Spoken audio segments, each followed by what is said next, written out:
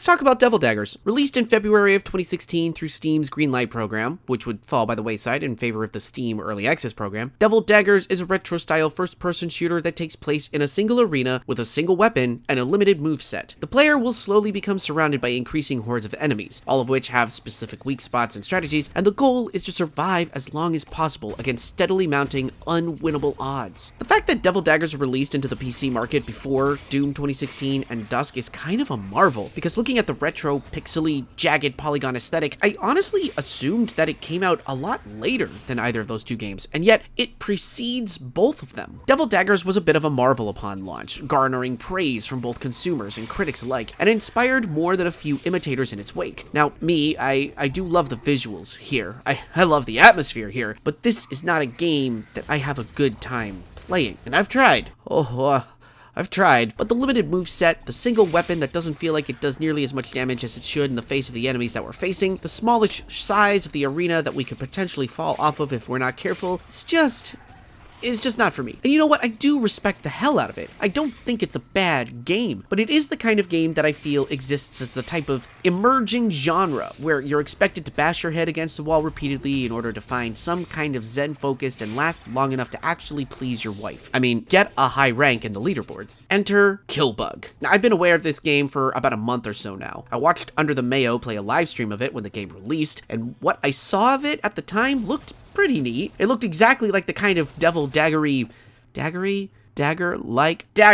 It looked exactly like the kind of Dagger-like game I would probably play for about 5 minutes, get frustrated with, and then leave by the wayside. A $7 purchase that probably could have been money better spent elsewhere. The colorful aesthetics didn't do anything for me, the movement shooter-esque action didn't do anything for me, the unique concept of an insect warrior doing combat in the backyard didn't do anything for me. I just saw another Dagger-like game that Mayo was enjoying, and I respected that, but I moved onward. Now, a couple of weeks ago, I got a Twitter DM from a mutual who let me know that he had recommended to the game's developer to come drop a code into my inbox because he felt I would be a good candidate for covering the game. Nicholas McConnell, director of the game and lead at developer Samurai Punk, reached out to me just a couple of days ago as of this writing, and he apologized for not reaching out to me sooner and asked if I wanted a code for Killbug. Before this moment, I felt like I had kind of dodged a bullet so I wouldn't have to cover a game that I knew I wouldn't like, but now here I was being offered access to beta content of an upcoming update to the game, and I'm like, man.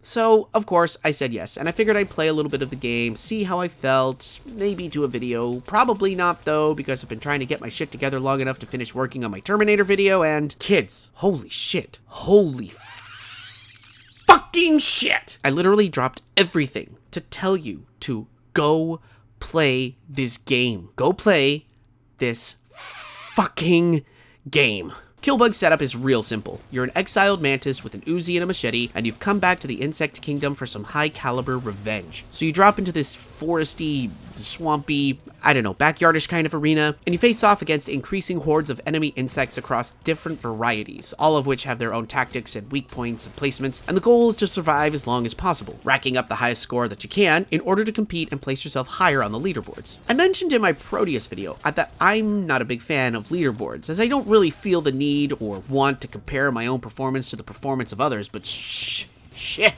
Kids, politeness ends with Killbug. I have had such a raging desire to plunge back into the depths of this brilliant, focused, efficiently designed game, and to claw and climb my way up the leaderboard so high that no one on my friends list can touch me. I have been playing Killbug non-stop for days. It somehow started after I finished my first round of the game, you know, getting a feel for it. I actually managed to get a decent score in the round, and then, as I was greeted by the sight of the leaderboards for the first time, I saw fucking Hiaksho's name on the board. I'm gonna be competing against you. It's just the way of the beasts, and we have to compete now. And somehow that cracked open a feverish, competitive spirit within me, and I needed to somehow overcome that score as an objective. Now, of course, as I'm foaming at the mouth talking about how this game has become a bit of an addiction for me, you kids are probably wondering how Killbug actually operates and plays. The systems within here are deceptively simple and joyously complex. Just like in Devil Daggers, as mentioned, you're locked into a smallish arena arena that steadily begins to fill with enemies that will seek you out and attempt to kill you. At first, the waves of enemies are simple and quickly dispatched. As the run continues, new varieties of enemies will flood into the arena, demanding new tactics on your part, with swift decision-making and on-the-fly prioritization. What's beautiful about the progression here is that the game slowly but surely stacks the deck with enemy types that are similar to ones who have already been a part of the oncoming horde, but are now just different enough to provide a fresh headache without seeming stale. I'll come back to that in a second, but first let's talk about the combat. As the Mantis, we the player have two weapons, an Uzi and a machete, which may sound a bit limiting, but I have to say, kids, I haven't felt this kind of versatility in combat since Doom Eternal. The Uzi is going to be your workhorse, firing away rapidly and constantly during every single one of your runs. It'll chip away at enemies at a decent pace, but the ammo isn't unlimited. Holding down the mouse button for too long can and will result in you running an empty clip, although bullets do regenerate over time if you leave it be. But that's no way to play a fast-paced first-person shooter now, is it? No! Using your machete for a quick melee attack will see the Uzi reloaded at a much faster pace, and then you can immediately get back to shooting into the mayhem once more. Now, the melee here.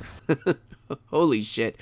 The melee is god tier stuff, kids. Your melee attack is set to right mouse click, and after you use it, there's a brief cooldown before you can melee again. This makes it so that you have to time your melee attacks well between ranged attacks, and also creates tactical situations where you'll find yourself gauging when and how you want to use the machete while keeping in mind just how much ammo you have left in your gun. You see, the melee attack is intended for far more than just simply slashing at enemies and providing a fast reload for your gun. Your melee allows you to dash across surprisingly large distances, to activate a special charged sniper shot for your Uzi, and when you attack most enemies, it will refill your health bar and keep your very squishy insect boy alive to continue racking up points. I wish I could, in words, describe the absolute joy of combining melee and ranged attacks into a demonic chain that absolutely devastates the incoming hordes of insects that you face. I do not remember the last time I felt like such a fucking devastating force of nature in a video game like I do in Killbug. Even in Doom Eternal. In Doom Eternal, I feel like I'm just simply surviving. An unstoppable force, sure, but one that is barely overcoming insurmountable odds. In Killbug, I feel like the insurmountable odds are just there to keep me in check, because otherwise I would devour the world. Aiding the sense of power fantasy are the movement controls. Killbug has very simple movement. Jump, double jump, hold down the jump key to float in the air just a little longer, wall run, jump off of a wall run. Now, by nature, I'm really not a fan of complex movement controls in first-person shooters. I have the tendency to lose track of my surroundings far too easily, and when given such options as wall running and grapple hooking and shit like that, I really just feel like I'm flailing about and I have no control over my own movement. Except with fucking Killbug. Oh my god, the moment that the wall running clicked in my head with this game felt like the parting of the Red Sea and my people were allowed to cross. Killbug has a brief but effective tutorial, and I decided to replay the tutorial just to get a bit better feel for the game, and then when it reminded me to run along the wall, not at the wall, suddenly my brain entered galaxy mode and I found myself running along, up, across, and around walls exactly like the insect my character was. I leapt from walls up to other walls. I fell from platforms down into the belly of the gathering beast, firing the whole way until I was close enough to slash and decimate my foes, regaining so much health that I was cackling with giddy glee the whole time. I have never, ever